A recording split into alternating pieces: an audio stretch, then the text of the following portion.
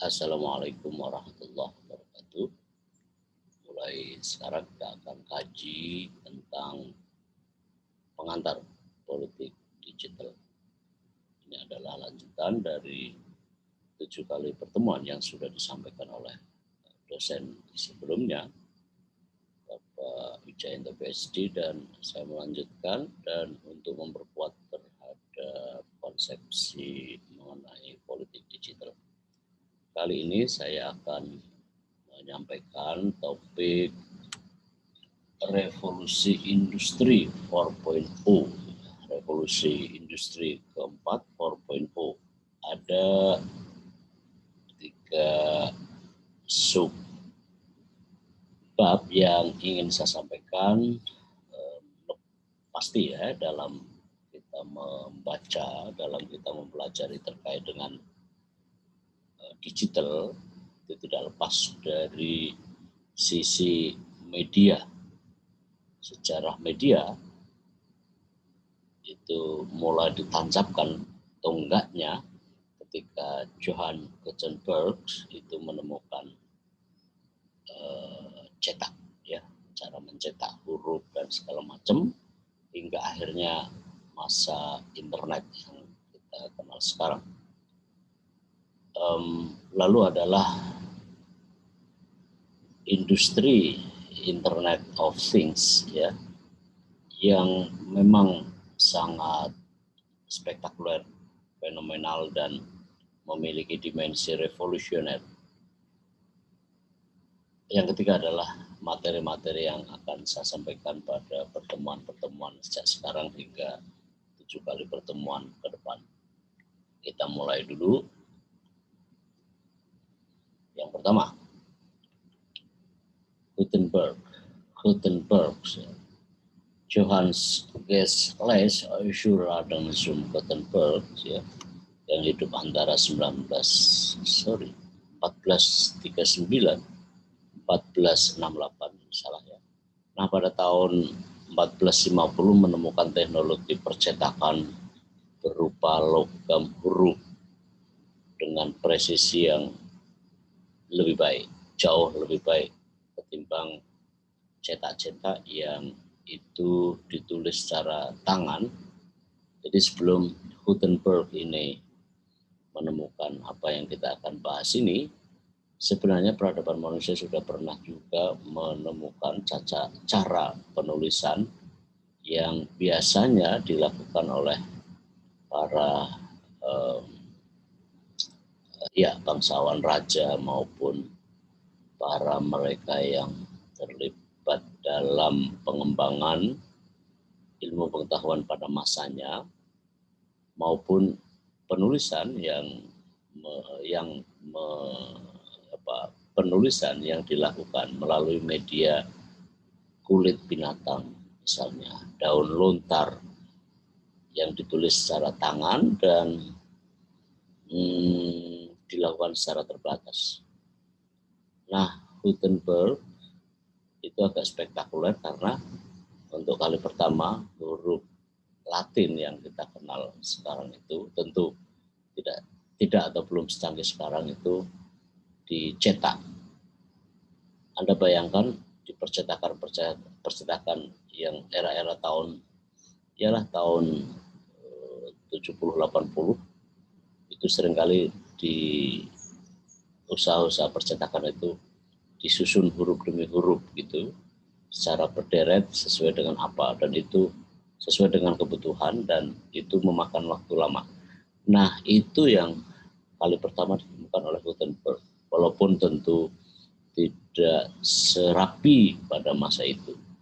Nah, Gutenberg ini kemudian mencetak huruf logam huruf types metals dengan presisi yang jelas jauh lebih baik. Ini yang kemudian bisa disebut revolusi dalam huruf percetakan itu. Nah, temuan Gutenberg ini menggantikan setiap penulisan dari semula dengan tangan ke huruf-huruf yang diletakkan ke kertas minyak dan tercetak dalam bentuk-bentuk barang cetakan. Itu yang dia lakukan dan ini sangat revolusioner pada masanya.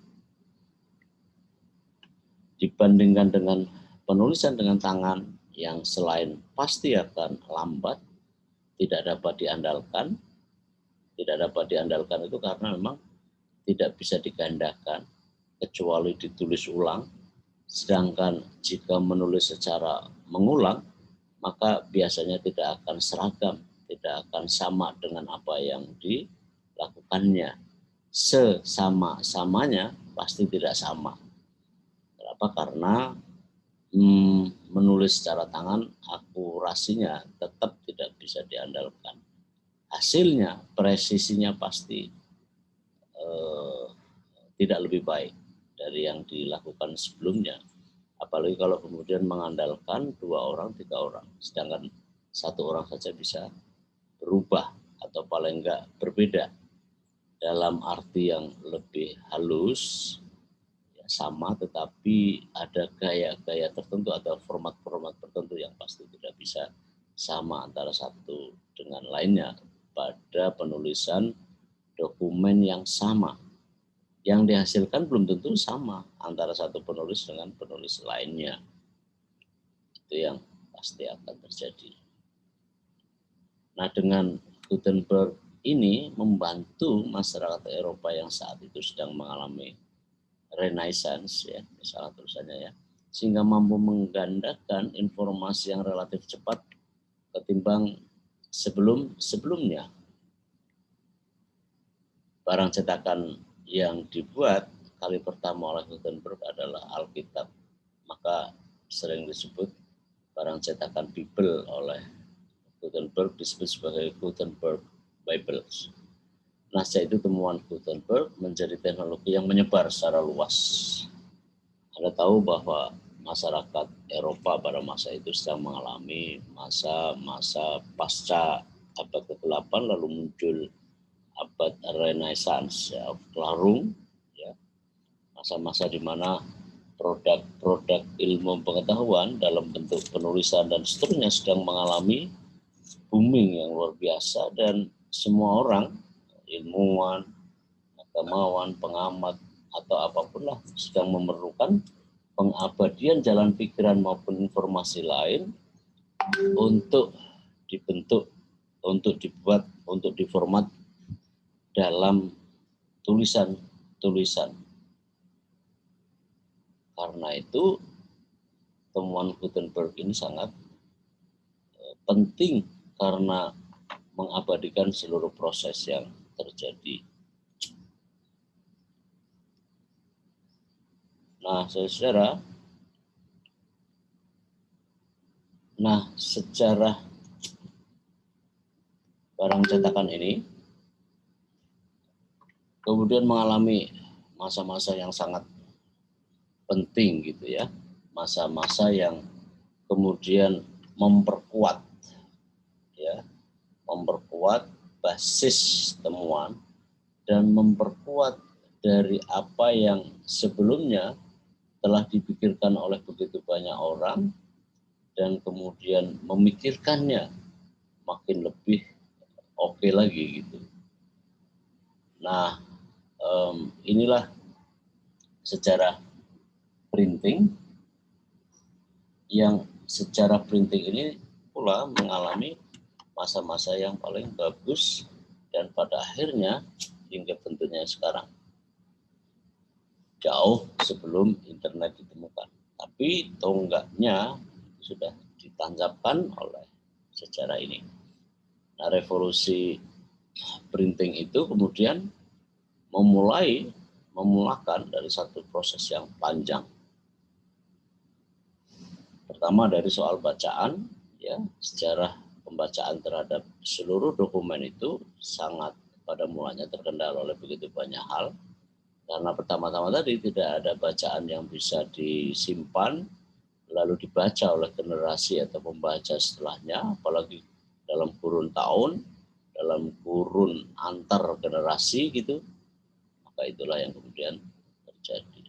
Lalu jauh kemudian timbul cetak dalam bentuk gambar, dan lama-lama keterlibatan dalam temuan fotografi gitu ya menambah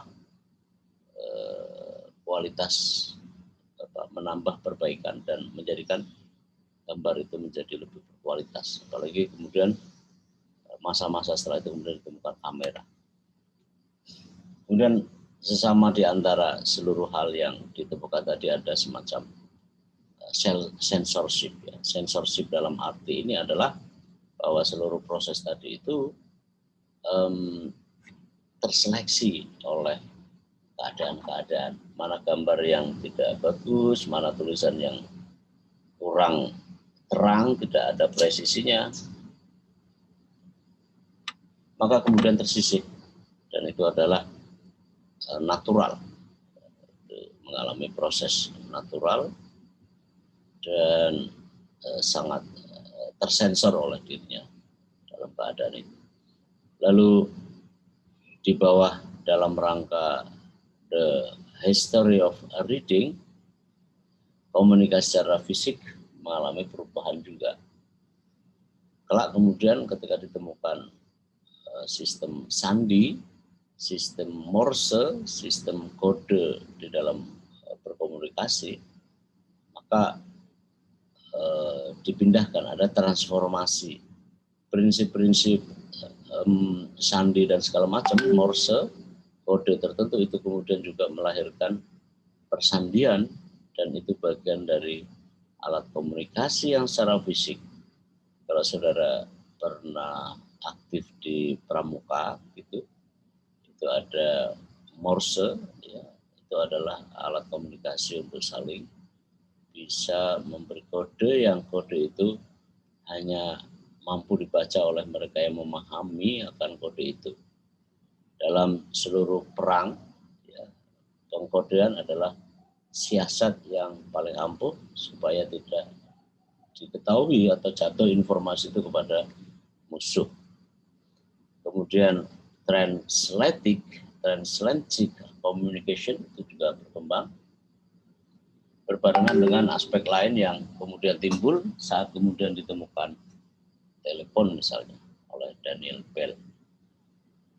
Kemudian berkembang komunikasi visual saat kemudian ditemukannya radio, televisi gitu ya, lalu berkembang audio visual setelah radio dulu, lalu komunikasi.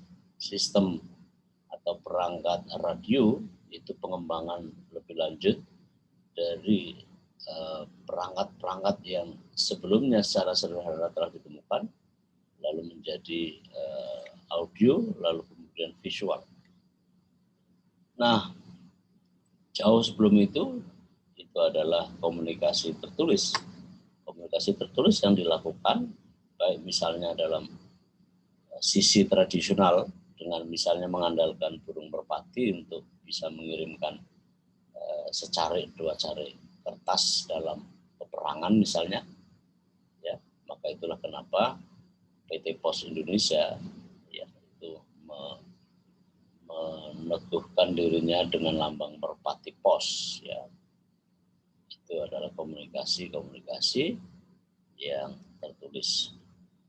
Lalu tanpa mengesampingkan oral communication, ya, komunikasi lisan yang juga mampu ya memediasi dari kepentingan manusia ke manusia yang lain, dan itu adalah bahasa dalam komunikasi terus berkembang. Bahasa tertulis, bahasa visual, bahasa sandi, bahasa script communication, dan seterusnya. Lalu akhirnya lah kemudian berkembang sedemikian rupa dan menjadi andalan dalam komunikasi, dan seluruhnya bisa diikuti oleh satu dengan yang lain. Kendati pun masih bersifat eksklusif, tetapi empire and communication dalam sistem penjelajahan yang lebih luas, dalam sistem penaklukan antar negara, penaklukan antar daerah, dan seterusnya, itu sangat terbantu oleh keadaan di mana akhirnya berkembang empire and communication, lalu clandestine communication itu juga berkembang dengan baik. Hal-hal yang sebelumnya di Empire and Communication pada masa-masa lampau, pada masa-masa tradisional, sebagai alat komunikasi rahasia yang memenetrasi ke dalam, misalnya dalam peperangan musuh, maka itu bisa dilakukan. Lalu interaksi antara media satu dengan media lain, itu juga kemudian bertemu dan mengandung, ya, bahkan kemudian berkembang sebagai perintah maupun dalam kaitan dengan hal-hal yang bersifat entertain. Sampailah jauh ke multimedia, komunikasi multimedia, ya, lalu menjadi pasar tersendiri, muncul pasar di soal ini, lalulah revolusi cetak, kemudian revisi dengan sendirinya, dan akhirnya terus-menerus menjadi seperti bentuknya yang sekarang. Nah, saudara, di bagian kedua, industri, ya, industri IT, ya, Internet of Things, ya, itu juga berkembang. Nah, sekarang posisi kita, ya, dalam kaitan dengan revolusi industri ini sudah sedemikian maju. Nah, dikenal istilah Internet of Things, ya. Internet industri, ya, industri 4.0, ya, industri 4.0 itu mengacu atau merujuk pada fase baru di dalam revolusi industri yang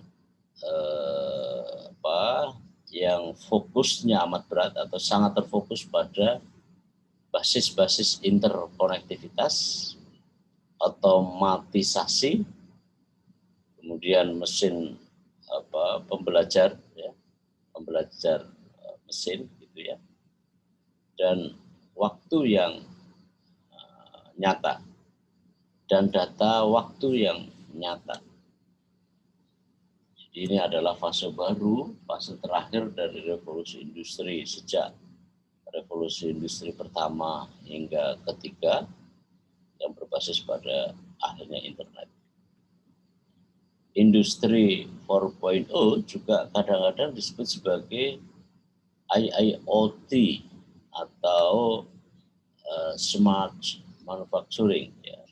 IoT atau manufaktur cerdas, yang menggabungkan produk fisik dan operasi dengan teknologi digital cerdas, pembelajaran mesin, dan data besar, ya, untuk menciptakan ekosistem yang lebih holistik dan terhubung secara lebih baik bagi korporasi yang fokus pada manufaktur dan manajemen rantai pasokan. Revolusi industri 4.0 ini, saudara, itu ya kadang-kadang disebut sebagai IIoT atau manufaktur cerdas, gitu ya, yang menggabungkan antara produk fisik dan operasi dengan teknologi cerdas, teknologi digital yang cerdas, ya, pembelajaran mesin melalui mesin, kemudian big data untuk menciptakan ekosistem yang holistik dan terhubung secara lebih baik bagi perusahaan yang memfokuskan diri pada industri manufaktur dan manajemen rantai pasokan, gitu. Sementara meskipun demikian, setiap perusahaan maupun organisasi yang beroperasi saat ini itu berbeda, namun mereka semua menghadapi tantangan yang sama. Kebutuhan akan interkonektivitasnya, ya, keperluan akan keterhubungan dan akses ke cakrawala atau wawasan waktu yang nyata di dalam seluruh prosesnya, di dalam seluruh mitra, kemudian produk maupun para pelakunya, orang-orangnya gitu. Ini adalah industri Internet of Things pada masa yang sekarang sudah kita atau sedang kita jalani. Nah, saudara, revolusi industri, ya ini saya akan sampaikan mengenai revolusi industri dari 1.0 sampai ke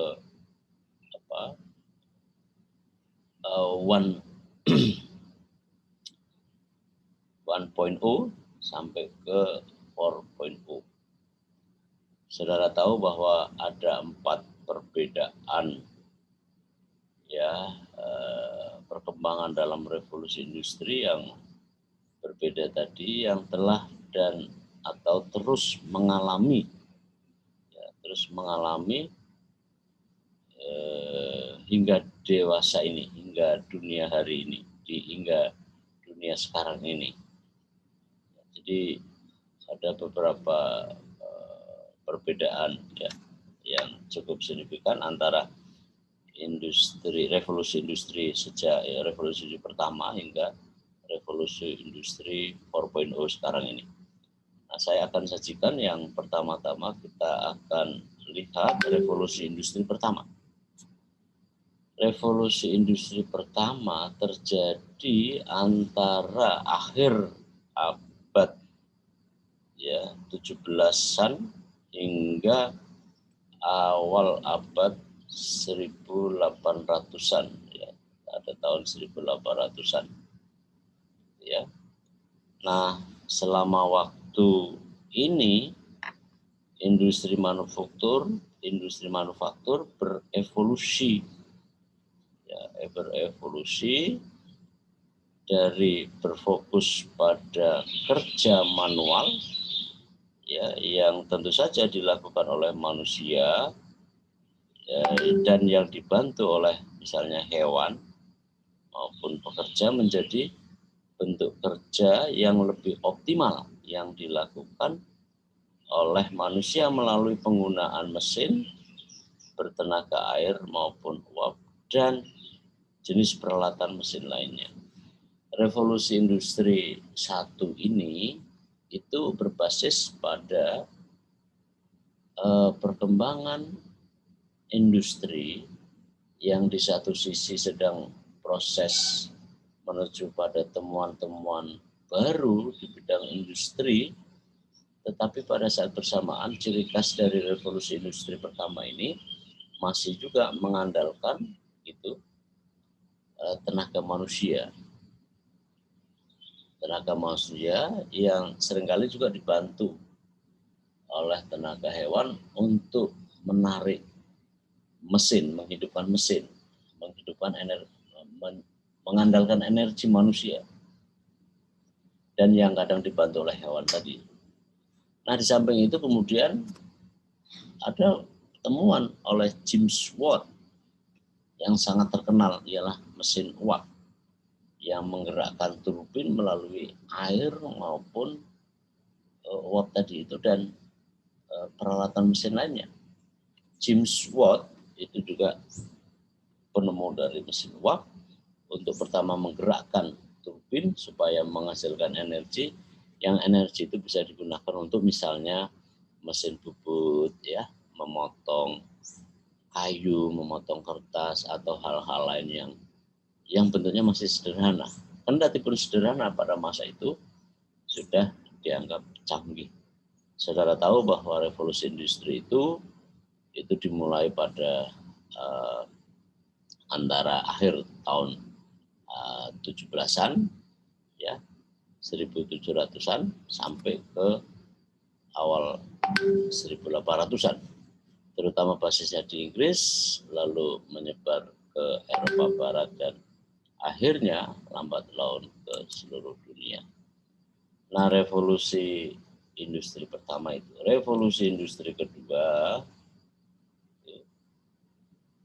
Itu terjadi pada awal abad ke-20, dunia memasuki revolusi industri kedua dengan diintroduksikannya baja dan penggunaan listrik, ya, perlistrikan di pabrik-pabrik.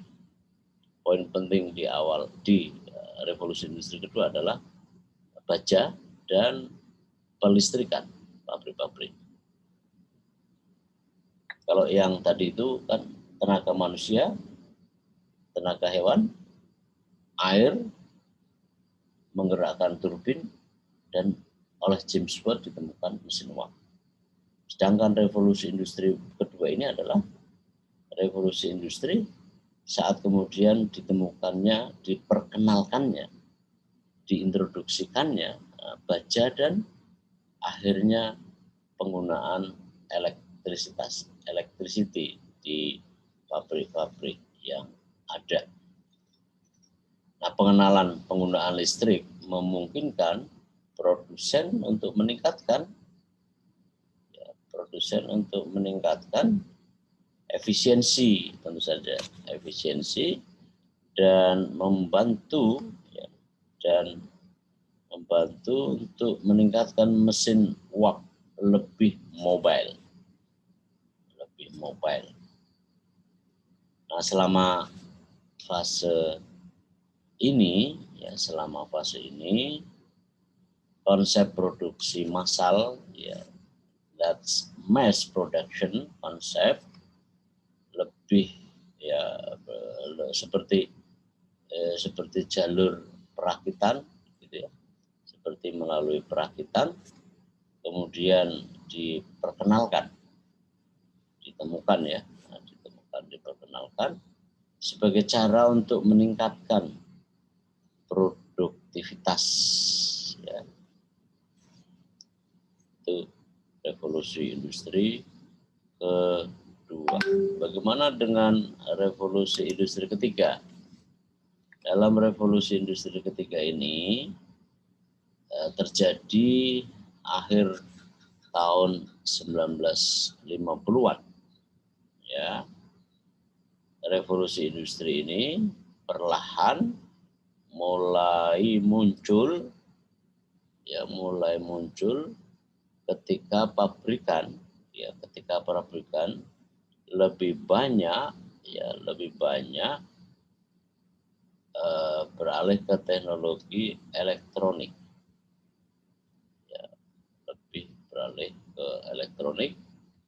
dan akhirnya komputer dari elektronik, kalau listrik, kemudian elektronik, ya kan, elektronik ke dalam pabrik-pabrik mereka itu, yang kemudian selama periode ini produsen mulai mengalami pergeseran.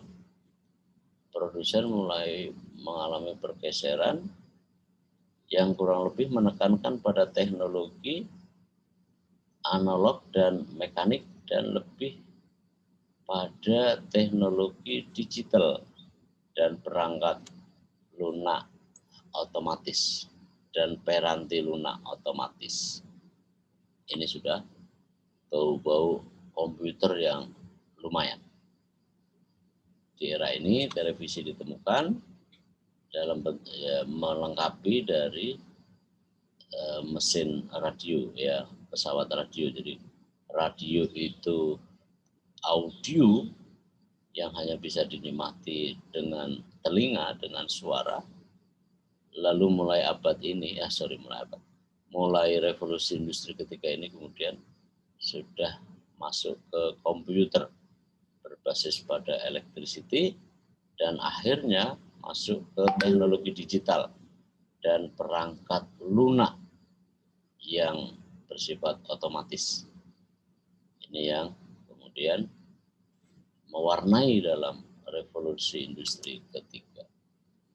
Nah, revolusi industri keempat, saudara tahu, revolusi industri keempat ini yang sekarang sedang mulai berjalan, Dalam beberapa dekade terakhir telah muncul revolusi industri keempat yang dikenal sebagai revolusi industri 4.0. Industri 4.0 ini mengambil penekanan pada teknologi digital. Pada teknologi digital dari dekade sebelumnya, dari dekade terakhir ke tingkat yang sama sekali baru dengan asistensi, dengan akses,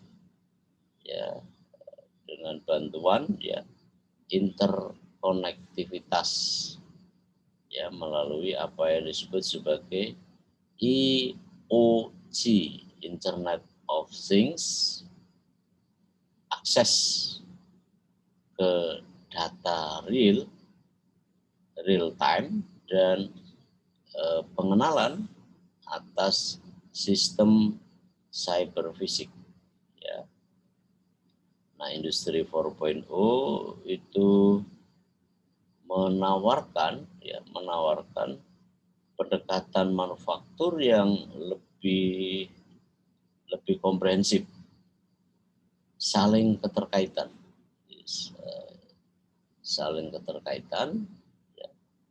interlinks, dan tentu saja holistik. Jadi komprehensif, saling keterkaitan, dan melalui pendekatan yang holistik di dalam manufaktur. Nah, saudara-saudara, ini menghubungkan fisik dengan digital, dan memungkinkan kolaborasi dan akses yang lebih baik di seluruh departemen, seluruh bagian, mitra, vendor, produk, dan tentu saja juga orangnya. Nah, industri 4.0 itu memberdayakan pemilik bisnis untuk lebih mengontrol dan memahami setiap aspek operasi mereka, dan yang memungkinkan mereka untuk membuka peluang untuk memanfaatkan data instan untuk meningkatkan produktivitas, kemudian meningkatkan juga proses, dan mendorong adanya pertumbuhan. Revolusi industri 4.0. Nah, saudara, ada 14 konsep dasar revolusi industri yang termuat, Konsep revolusi industri memuat 14 sisi, 14 sisi, yang sisi ini sangat penting dan menjadi ciri khas dari revolusi industri 4.0 itu. Pertama adalah perencanaan sumber daya perusahaan, sumber daya usaha, enterprise resource planning, ERP, alat manajemen, alat manajemen proses bisnis dapat digunakan untuk mengelola informasi di seluruh organisasi, Itu satu. Yang kedua, adanya IoT. IoT ini adalah Anda tahu Internet of Things. Nah, sebuah konsep yang mengacu pada koneksi antara objek fisik seperti sensor ataupun mesin dan internet. Konsep yang merujuk pada koneksi antara objek fisik seperti sensor maupun internet, mesin maupun internet. Nah, yang ketiga, ciri khas yang ketiga adalah IIoT, IIoT ini adalah singkatan dari Industrial Internet of Things. Ya, suatu konsep yang mengacu pada koneksi antar orang, data, dan mesin yang terkait dengan manufaktur, yang memiliki keterkaitannya dengan industri manufaktur. Ini dia yang sering kita dengar, adanya big data. Nah, big data ini lebih merupakan cara kita untuk merujuk pada komputer besar, ya, pada komputer besar, data terstruktur atau tidak terstruktur yang dapat dikomputasi, yang dapat dikompilasi gitu ya, yang dapat dikompilasi, can be compiled, ya, kemudian dapat juga disimpan gitu di organisasi maupun dianalisis, ya, untuk mengungkapkan adanya pola, adanya asosiasi, adanya kesempatan atau peluang. Itu 4 ciri khas. Mari kita akan tengok 10 konsep dasar lainnya yang ada di revolusi industri 4.0.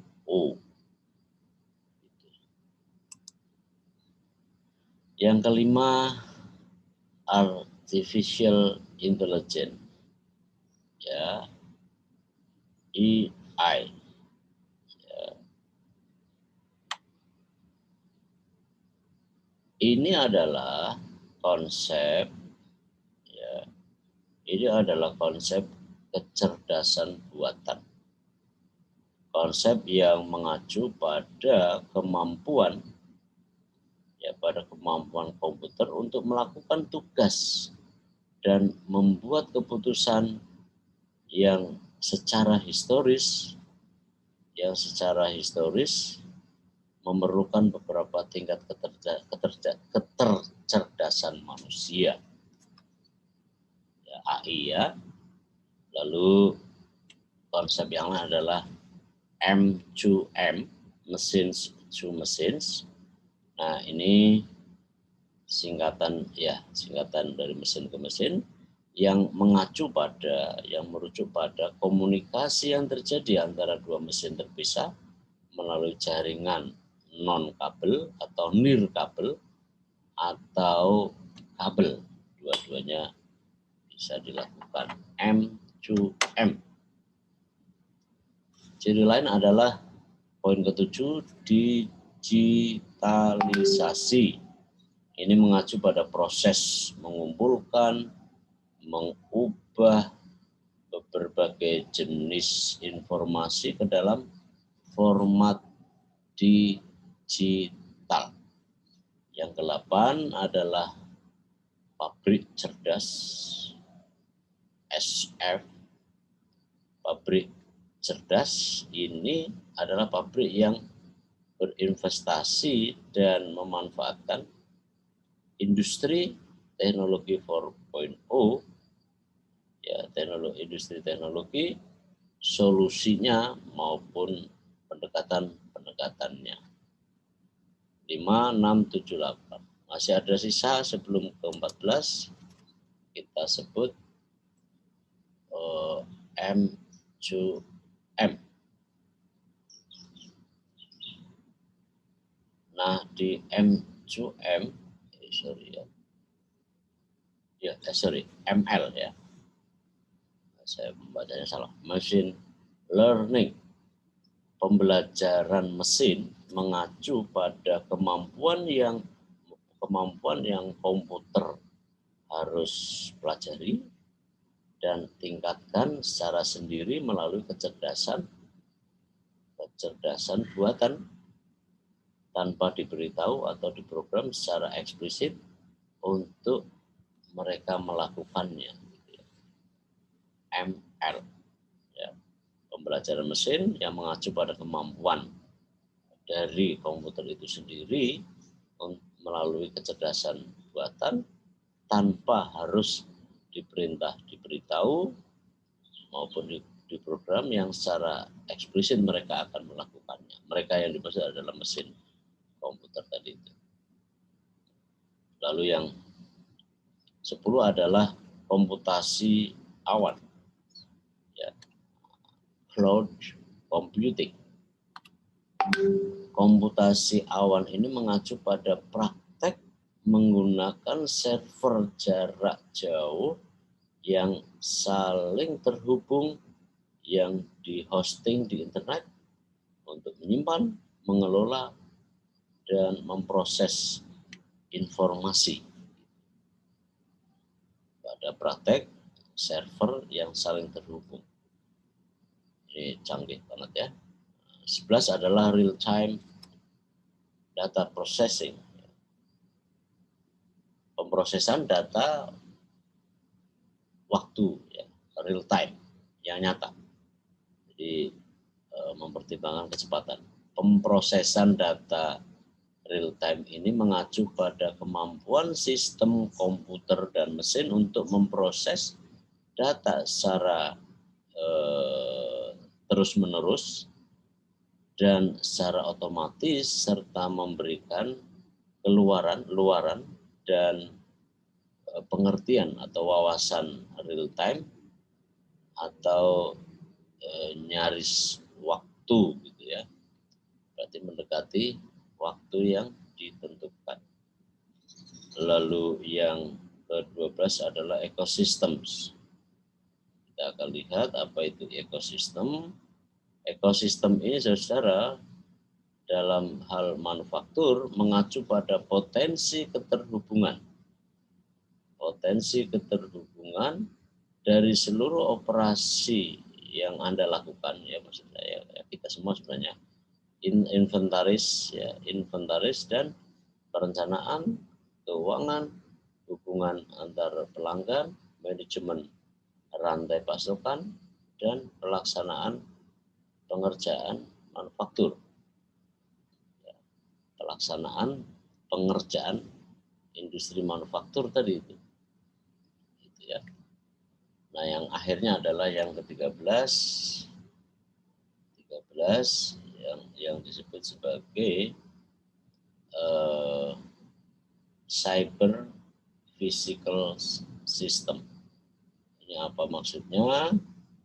Maksudnya adalah bahwa sistem cyber fisik, terkadang juga dikenal sebagai manufaktur cyber, mengacu pada lingkungan manufaktur berkemampuan industri dan yang menawarkan pengumpulan, penganalisaan, transformasi, transparansi, data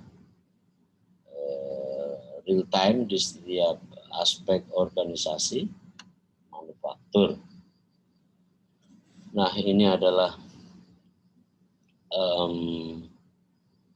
arsitektur referensi keamanan dasar di lingkungan IT atau OT environment. Jadi artinya bahwa arsitektur pada keamanan dasar di lingkungan IT, TI, ya, dan atau OT baru.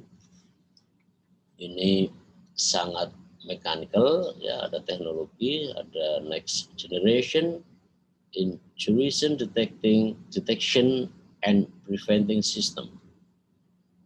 Ini data-data yang menempatkan begitu banyak temuan teknologi, lalu keterkaitannya dengan seluruh hal 13 hal yang saya terangkan tadi. Ini kemudian diikuti dengan risiko-risiko yang mungkin timbul maupun kelemahan-kelemahan yang dapat mengancam dari adanya IT ini. Nah, saudara-saudara, saya memperoleh jatah 7 kali pertemuan terakhir. Saya akan merencanakan tentang materi RPS, ya, subject matter-nya. Pertama, hari ini kita sedang bicara pengantar mengenai era industri 4.0. sejak tadi saya sampaikan mengenai revolusi Gutenberg, dari Gutenberg menuju ke masa internet, lalu masa the industrial Internet of Things, dan akhirnya saya harus menyampaikan mengenai subjek matter mata kuliah ini atas apa yang akan sampaikan. Hari ini kita capture pertama, chapter kedua adalah ICT and Human Civilization, Generation Theory. Ini adalah fase-fase seorang manusia dalam keakrabannya dengan temuan teknologi informasi dan komunikasi berbasis pada karakterisasi generasi kaitannya dengan penetrasi internet. Ada generasi pre-baby boom, the baby bust, the echo of the baby boom, next G, and alpha gene. Impact dari perkembangan ICT, ada global village, ada konsep the global village, ada impact of Industry 4.0 Revolution on Social, dan pemerintahan digital. Capture keempat, digital demokrasi. Di demokrasi digital ada visi dan realitas, ada trajektori digital demokrasi, dan digital demokrasi issues. Chapter kelima, mobilization, engagement, and participation. Ya. Ada chapter ke-6, the dark side of the ICT. Ya. Dampak positif, dampak negatif, dan seterusnya di internet, partisipasi politik, dan seterusnya. The dark side of the ICT. Akhirnya saya ingin juga sampaikan ya mengenai impact internet, ya impact dari era sekarang ke soal-soal demokrasi. Satu diantaranya adalah matinya demokrasi. Tapi saudara-saudara, ini juga akan ada mengalami modifikasi tertentu di hal-hal ini. Nanti lihat perkembangan yang ada. Baik, ini referensi yang saudara bisa runut jika ingin mendalami lebih lanjut, dan saya kira kita akan kaji pada pekan-pekan setelah sekarang. Saya ingin ingatkan bahwa jika mengutip satu sumber harus disebutkan penulisnya, itu etika yang terstandar sebagai masyarakat ilmiah. Saya akhiri. Jika tidak ada aral melintang, kita akan soal lagi pada kesempatan berikutnya. Terima kasih. Assalamualaikum